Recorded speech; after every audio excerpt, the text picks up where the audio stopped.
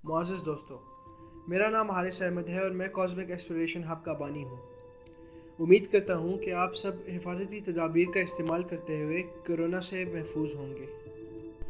जैसा कि आप जानते हैं कि कॉस्मिक एक्सप्लोरेशन हब स्पेस के बारे में मालूमात पर मुश्तमिल मेरा एक चैनल है और उर्दू में वीडियो बनाने का मकसद ये है कि हमारे मुल्क में उर्दू में स्पेस के बारे में मालूमाती चैनल्स बहुत कम हैं और इसीलिए मैं चाहता हूँ कि हमारी नई जनरेशन स्पेस से बाखबर हो और इस शोबे में अपने मुल्क की खिदमत करे और मुल्क का नाम रोशन करे। तो दोस्तों, मेरा आज का वीडियो सैटर्न के गिर्द घूमने वाले एक चांद के बारे में है जिसको एनसेलेडस के नाम से जाना जाता है। ये हमारे निज़ाम शमसी का एक अनोखा चांद है। तो पहले शुरू करते हैं सैटर्न से। सैटर्न हमारे निज़ाम शमसी का दूसरा बड़ा सियारा है और अपने गिर्द रिंग सिस्टम के लिए जाना जाता है। सैटर्न का नाम रोमन गॉड ऑफ एग्रीकल्चर के नाम पर रखा गया।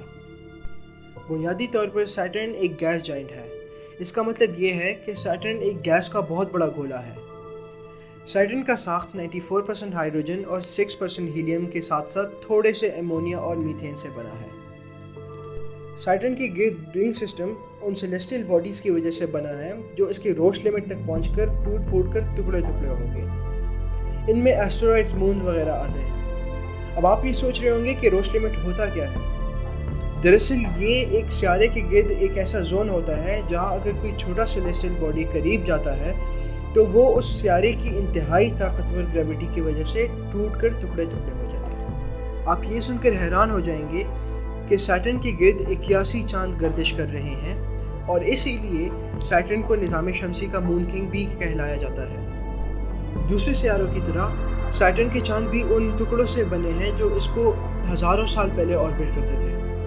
इनमें से कुछ चांद बहुत ही अनोखे हैं और इनमें से ही एक चांद एनसेलेडस है जिसके बारे में मैं इस वीडियो में बात करूँगा। दरअसल 16 जनवरी 2005 को जब नासा का प्रोब कैसिनी सैटर्न के करीब उसे स्टडी करने के लिए आ रहा था तो इसके दौरान उसने एक जादुई चीज़ देखी। कैसिनी असल में सैटर्न को तफसील में स्टडी करने के लिए बनाया गया था, लेकिन जब उसने सैटर्न की कुछ तस्वीरें ली तो उसने देखा कि एनसेलेडस के साउथ पोल से अजीब सी रोशनी आ रही थी।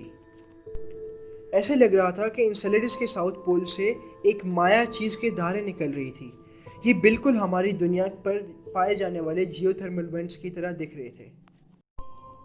ये धारे दुनिया में पाए जाने वाले धारों से 8000 गुना बड़े थे और 150 मील तक स्पेस में एक लिक्विड खारिज कर रहे थे। इस चीज़ ने नासा के साइंसदानों की तवज्जो फ़ौरन से हासिल कर ली, क्योंकि अगर ये धारे पानी के थे तो यहाँ ज़िंदगी के इम्कानात हो सकते थे। अब नासा अपने मिशन के गोल्स बदल रहा था और अब मेन मिशन ये था कि कैसिनी के धारों से गुजर कर पता लगाना कि वो धारे असल में पानी के थे या नहीं। लेकिन मसला ये था कि कैसिनी को इसलिए बनाया गया था कि वो खलाई चीज़ों को दूर से ऑब्जर्व करे, ना कि उनके करीब जाकर उनसे लिक्विड्स के सैंपल लें। ताहम 3 साल बेहद रीप्रोग्रामिंग के बाद कैसिनी के अंदर के आलात के काम को बदल दिया गया और इस दौरान वो सैटर्न के चक्कर ले रहा था। आखिरकार कैसिनी कामयाब हुआ और 22 दफ़ा एनसेलेडस के धारों में से गुजरा और पता लगाया कि वो यकीनन पानी था। थोड़े और रिसर्च के बाद ये पता चला कि एनसेलेडस के बर्फीली फर्द के कुछ मील नीचे पानी के गर्म और नमकीन समंदर मौजूद थे। मुस्तकबिल करीब में नासा एनसेलेडस पर एक प्रोब भेजेगा और वो वहाँ लैंड होकर पता लगाएगा कि क्या सच में एनसेलेडस पर मौजूद समंदर में ज़िंदगी के आसार मौजूद है या नहीं। मुआज़्ज़िज़ दोस्तों, मैं उम्मीद करता हूँ कि आपको ये वीडियो पसंद आई होगी। अगली वीडियो के साथ फिर हाजिर होगा। अल्लाह हम सब का हामी और नसर हो। अल्लाह हाफ़िज़।